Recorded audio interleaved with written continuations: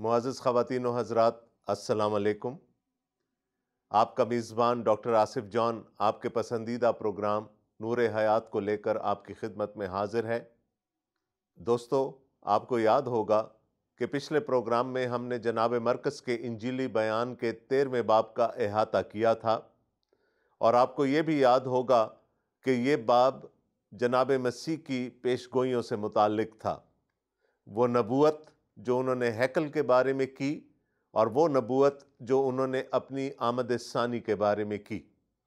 میں نے آپ کو بتایا تھا کہ ایک بڑا مصروف دن گزارنے کے بعد جناب مسیح جب اپنی حواریوں کے ساتھ ہیکل سے باہر آ رہے تھے تو ان میں سے ایک نے کہا کہ اے مسیح، دیکھیے کتنی خوبصورت عمارتیں ہیں، کیا ہی پرشکو عمارتیں ہیں۔ آپ نے فرمایا کہ اس عمارت کا کوئی پتھر پر باقی نہیں رہے گا، یعنی یہ ہیکل ایک دن مسمار ہو جائے گی۔ اور ایسا کیوں ہوگا، یہ ہم پچھلے ابواب میں دیکھ چکے ہیں۔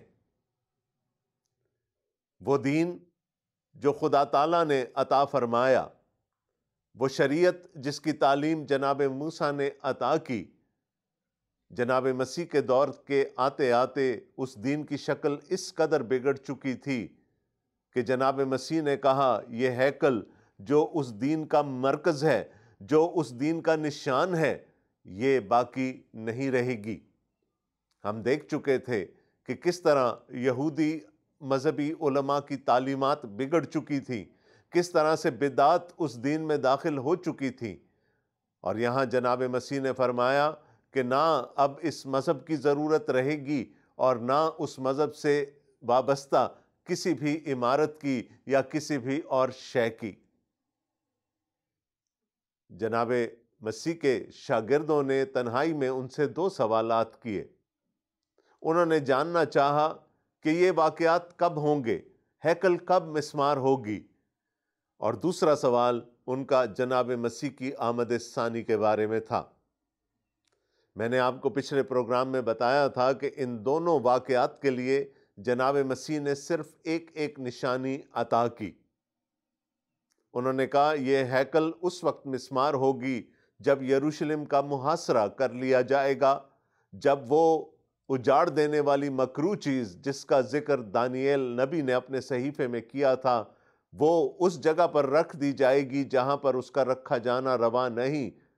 تو جناب مسیح نے کہا تم سمجھ لینا کہ ہیکل کی تباہی نزدیک آ چکی ہے۔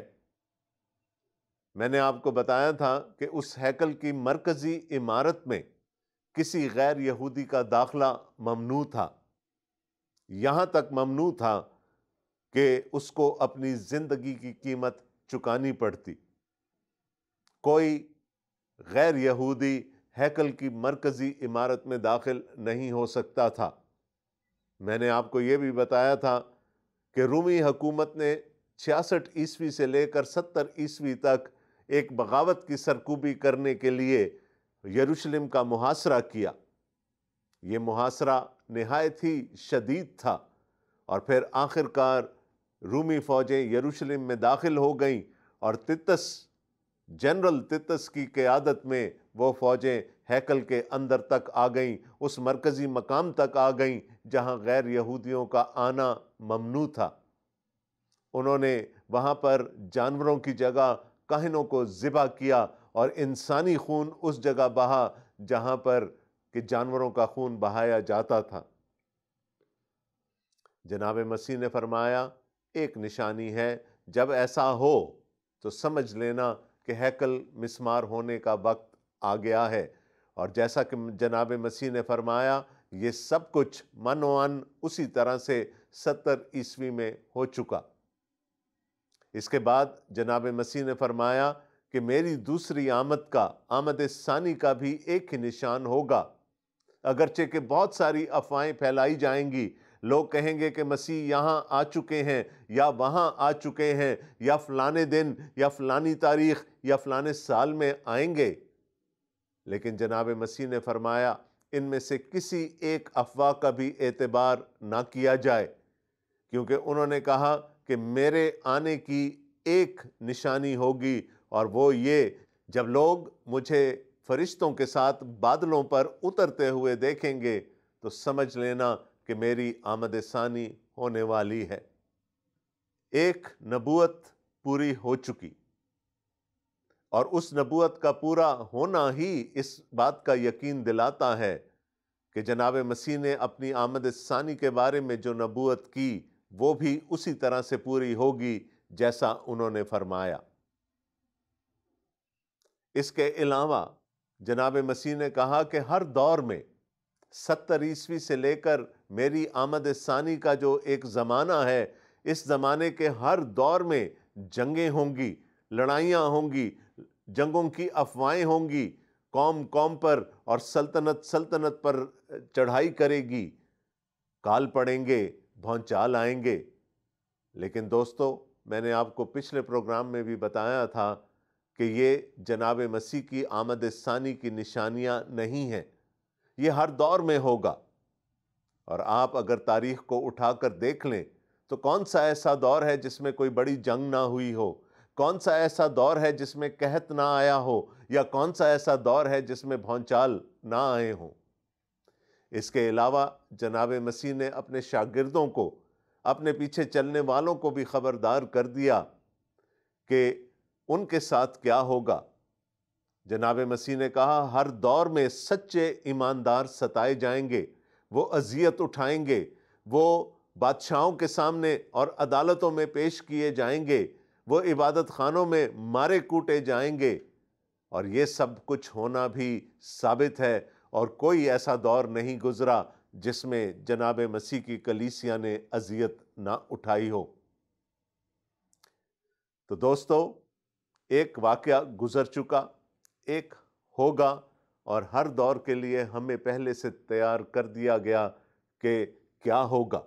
اب جناب مسیح کی آمد ثانی ہوگی کب؟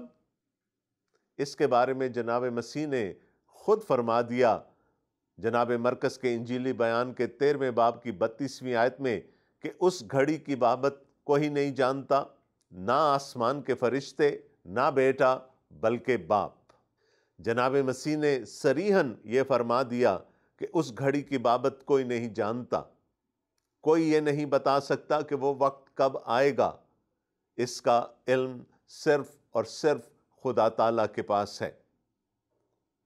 انجیل مقدس پر اعتراض کرنے والے کہتے ہیں کہ یہاں تو جناب مسیح نے اپنے منہ سے یہ اقرار کر لیا کہ ان کو قیامت کی گھڑی کا، آخرت کی گھڑی کا علم نہیں ہے، تو وہ خدا کیسے ہو سکتے ہیں؟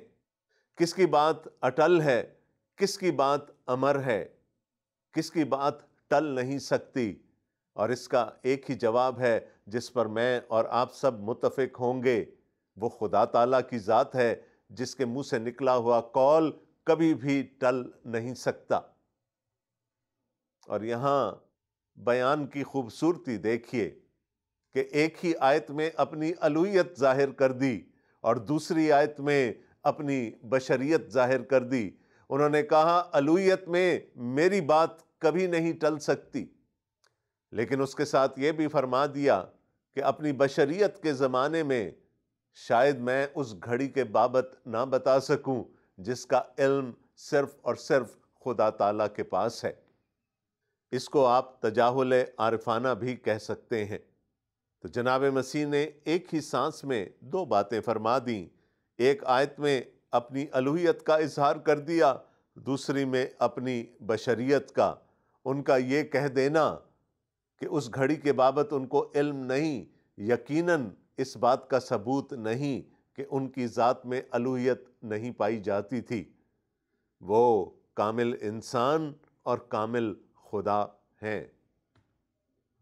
دوستو، اس وضاحت کے بعد اب میں آپ کو لے کر چلوں گا جناب مرکز کے انجیلی بیان کے اس حصے میں جو کہ اس کا مرکز ہے، جو کہ اس کا سب سے اہم حصہ ہے، بلکہ صرف جناب مرکز کے انجیلی بیان کا ہی نہیں، ہر انجیلی بیان، خواہ وہ جناب متی کا ہو، جناب لوکا کا ہو، جناب یوحنا کا ہو، وہ آخری حصہ جس میں جناب مسیح کی موت اور ان کے مردوں میں سے دوبارہ زندہ ہونے کا ذکر ہے، میری دانست میں سب سے اہم حصہ ہوتا ہے۔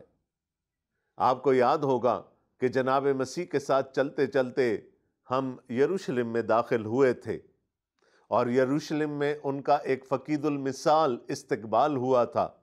لوگوں نے کھجور کی ڈالیاں اور اپنے کپڑے تک ان کی راہ میں بچھا دیے تھے۔ لوگوں نے نعرے بازی کی، لوگوں نے ان کی شان میں زبور پڑھے، اور لوگوں نے دہائی دی۔ وہ جناب یسوع کو مسیح ماننے لگے تھے۔ انہوں نے کہا، اے مسیح، اے ابن داؤد، ہمیں بچا۔ لوگوں کا خیال تھا کہ جناب مسیح اپنی عدالت قائم کریں گے، وہ انصاف کریں گے، وہ رومیوں کے خلاف اپنا فیصلہ صادر فرمائیں گے، اور پھر ان کے خلاف علم بغاوت بلند کر کے ان کو اس مقدس سرزمین سے نکال باہر کریں گے۔ اس کے بعد وہ اپنے باپ داؤد کا تخت بحال کریں گے اور اس پر بادشاہی کریں گے۔ یہ مسیح کے بارے میں انسانی سوچ تھی، لیکن خدا کا مسیح، خدا تعالیٰ کا مسیح اس کے بالکل برعکس ہے۔ جناب مسیح نے لوگوں کی توقعات کے مطابق عدالت تو قائم کی، انہوں نے انصاف بھی کیا، انہوں نے فیصلہ بھی صادر فرما دیا، لیکن وہ فیصلہ رومیوں کے خلاف نہیں تھا، وہ اہل یہود کے خلاف تھا۔ انہوں نے پوری یہودی قوم کو، جو کہ اپنا مینڈیٹ بھول چکی تھی، وہ جو کہ اپنا مقصد بھول چکی تھی کہ خدا تعالیٰ نے کیوں ان کو اپنی قوم، اپنے لوگ بنا کر اس دنیا میں رکھا تھا، وہ بھول چکے تھے کہ ان کو دوسری قوموں کو خدا تعالیٰ تک لے کر آنا ہے، خدا تعالیٰ کی بادشاہی میں شامل کروانا ہے۔ جناب مسیح نے کہا کہ بنی اسرائیل اب بانجھ ہو چکے ہیں، من حیث القوم بانجھ ہو چکے ہیں، اور ایسی بانجھ قوم کی خدا کو کوئی ضرورت نہیں ہے۔ جناب مسیح نے ان کے مذہبی علماء کے خلاف اور ان کے کاہنوں کے خلاف بھی فیصلہ صادر فرما دیا، کیونکہ یہ سب بانجھ ہو چکے تھے، یہ سب دین کو بگاڑنے میں لگے ہوئے تھے، اور وہ اصل دین جو خدا تعالیٰ کی طرف سے آیا تھا وہ کہیں دب کر رہ گیا تھا۔ ان سب چیزوں پر عدالت کرنے کے بعد پچھلے باب میں ہم نے دیکھا کہ جناب مسیح نے ہیکل پر بھی عدالت کر دی کہ اب اس ہیکل کی بھی کوئی ضرورت نہیں رہے گی۔ 70 عیسوی میں ہیکل مسمار کی گئی اور آج تک وہ دوبارہ تعمیر نہیں کی جا سکی۔ تو جناب مسیح کا کہنا یہ تھا کہ وہ قوم جو بانجھ ہو جائے، جو خدا تعالیٰ کے دیے ہوئے مقصد کو، مشن کو بھول جائے، وہ مذہبی عالم جو کہ اپنی قوم کو سیدھا راستہ دکھانے کے بجائے گمراہی کی طرف لے جائے، اور وہ کہانت جو اصل مسیح کو پہچاننے میں لوگوں کی مدد نہ کر سکے، اس کا بھی کوئی فائدہ نہیں ہے۔ جناب مسیح نے کہا، یہ جو یہودیت کا نشان ہے اس دنیا میں، یہ جو ہیکل ہے جس کو کہ پہلی دفعہ جناب سلیمان نے تعمیر کروایا، اس کے بعد بابل سے آنے والے اسیروں نے اس کی تعمیر نو کی، اور اب جناب مسیح کے زمانہ میں ہیرودیس نے اس کو تعمیر کروایا تھا۔ جناب مسیح نے کہا، یہ جو یہودیت کا نشان ہے، یہ جو یہودی قوم کا فخر ہے، یہ بھی اب باقی نہیں رہے گی۔ خدا کو بانجھ پن سے نفرت ہے۔ اور دوستو، میں نے آپ کو پہلے بھی کہا تھا، یہ جسمانی بانجھ پن کی بات نہیں ہو رہی، یہ روحانی بانجھ پن کی بات ہو رہی ہے۔ اگر کسی انسانی جوڑے کو خدا بانجھ پن کے ذریعے سے آزمانا چاہتا ہے تو یہ خدا تعالیٰ کی مرضی ہے، اور جو خدا تعالیٰ کی مرضی سے ہو وہ غلط نہیں ہو سکتا، لیکن روحانی بانجھ پن خدا کی نظر میں مقبول نہیں ہے۔ خدا تعالیٰ اس کی برداشت ایک وقت تک تو ضرور کرتے ہیں، لیکن روحانی بانجھ پن ہمیشہ کے لیے برداشت نہیں کیا جائے گا۔ جناب مسیح اتوار کے روز یعنی سبت کے ایک دن بعد یروشلم میں شاہانہ طور پر داخل ہوئے تھے، اور ان سب واقعات کو ہوتے ہوتے 3 دن گزر چکے ہیں۔ جناب مسیح نے بدھ کی شام میں ہیکل کے مسمار کیے جانے اور اپنی دوسری آمد کے بارے میں نبوت کی پیش گوئیاں کی، اور جیسا کہ میں نے پہلے بتایا، اب ہم جناب مرقس کے انجیلی بیان کے بالکل آخری اور سب سے اہم حصے میں ہیں۔ یہ حصہ 14ویں باب سے لے کر 16ویں باب تک محیط ہے۔ اس میں ہم جناب مسیح کی موت کو دیکھیں گے، ان کی مصلوبیت کو دیکھیں گے، ان کے دفن کیے جانے کو دیکھیں گے، اور پھر خدا تعالیٰ کی مرضی کے مطابق ان کے تیسرے دن مردوں میں سے جی اٹھنے کو دیکھیں گے، اور پھر ہم دیکھیں گے کہ کس طرح سے وہ اپنے شاگردوں پر ظاہر ہوئے اور انہوں نے اپنے آسمان پر صعود کر جانے سے پہلے اپنے حواریوں کو کیا تعلیم دی۔ یہ حصہ نہایت اہم ہے، اور اس کے پہلے حصے میں ہم ان کرداروں کے بارے میں جاننے کی کوشش کریں گے جو ہمیں جناب مسیح کی موت کے چوگرد نظر آتے ہیں، ان کی مصلوبیت کے چوگرد نظر آتے ہیں۔ آئیے ہم دیکھیں جناب مرقس کا انجیلی بیان، اس کا 14واں باب اور اس کی پہلی 2 آیات۔ 2 دن کے بعد عید فصح اور عید فطیر ہونے والی تھی، اور سردار کاہن اور فقیہ موقع ڈھونڈ رہے تھے کہ اسے کیوں کر فریب سے پکڑ کر قتل کریں، کیونکہ کہتے تھے کہ عید میں نہیں، ایسا نہ ہو کہ لوگوں میں بلوا ہو جائے۔ یہ جناب یسوع المسیح کی انجیل ہے۔ اس کا پڑھا، سنا، قبول کیا جانا ہم سب کے لیے مبارک ہو، آمین۔ دوستو، آج کے پروگرام کے اس آخری حصے میں میں جناب مرقس کے انجیلی بیان کے آخری حصے کا تعارف آپ کی خدمت میں پیش کرنا چاہتا ہوں، تاکہ آئندہ آنے والے پروگراموں میں ہم اس پر تفصیل سے بات کر سکیں۔ جناب مرقس کے بیان کے مطابق عید فصح اور عید فطیر میں 2 دن رہ گئے تھے۔ اگلے پروگرام میں آپ کو بتاؤں گا کہ اہل یہود کے لیے عید فصح اور عید فطیر کی کیا اہمیت تھی۔ آج کے لیے صرف اتنا بتانا چاہوں گا کہ عید فصح یہودی کیلنڈر کے پہلے مہینے کی 14ویں تاریخ کو منائی جاتی تھی۔ اس مہینے کا نام نسان بھی ہے اور ابیب بھی ہے۔ اس کے بعد اسی مہینے کی 15ویں تاریخ سے لے کر 21ویں تاریخ تک اہل یہود عید فطیر منایا کرتے تھے۔ ان دونوں عیدوں کا آپس میں چولی دامن کا ساتھ ہے۔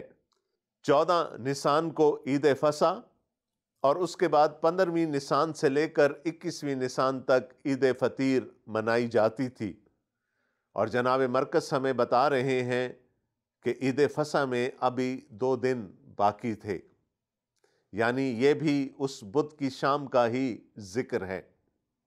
اور اس دن میں ایک واقعہ اور ہوتا ہے، اور وہ واقعہ یہ ہے کہ یہودی لیڈرشپ، ان کے مذہبی علماء، صدر عدالت کے اراکین آپس میں اکٹھے ہوئے، اور انہوں نے کہا کہ اب اس شخص کا مزید زندہ رہنا اچھا نہیں۔ جناب مسیح یہودی مذہبی علماء کے لیے، یہودی مذہبی اسٹیبلشمنٹ کے لیے اب ایک بہت بڑا خطرہ بن چکے تھے۔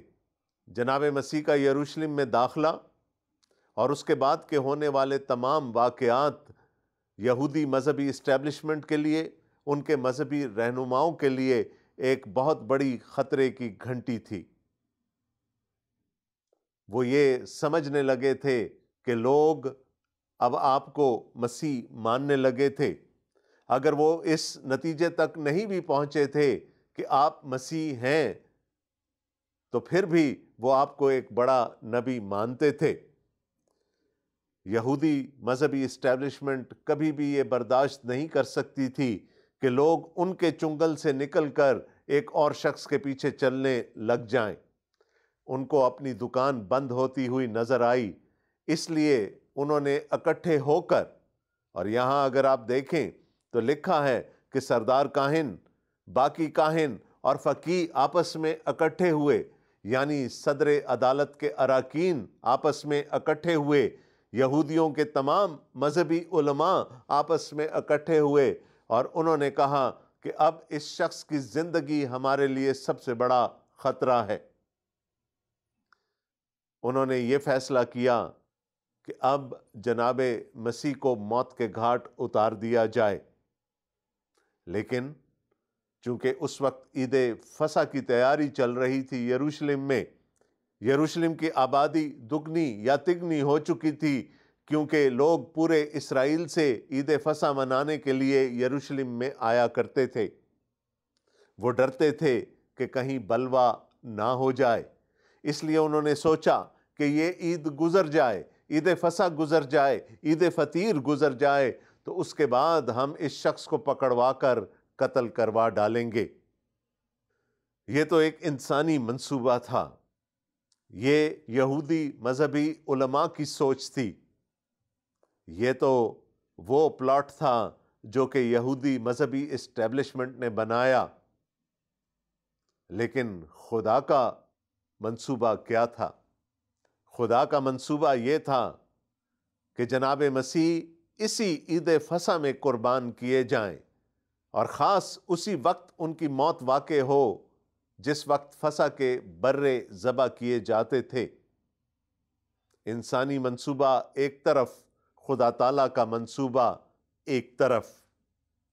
ہم دیکھیں گے کہ کس کا منصوبہ کامیاب ہوتا ہے۔ ایک طرف خدا کا وہ بہت بڑا منصوبہ ہے کہ وہ اپنی نجات کو، اپنی مخلصی کو، اپنے چھٹکارے کو جناب مسیح کی موت کے وسیلہ سے عام کرنا چاہتا ہے، اور اگر وہ موت صحیح وقت پر نہ ہو تو پھر اس موت کا فائدہ نہیں۔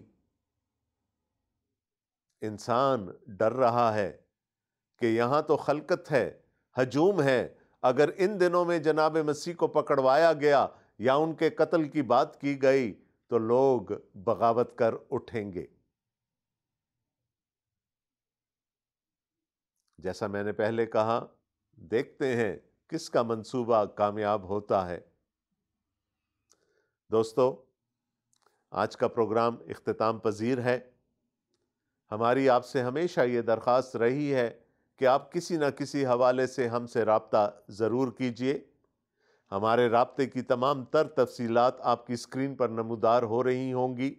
آپ ہم سے ٹیلی فون کے ذریعے سے رابطہ کر سکتے ہیں، آپ ہمیں ای میل بھیج سکتے ہیں، یا پھر فیس بک یا اسکائپ کے ذریعے سے ہم سے رابطہ کر سکتے ہیں۔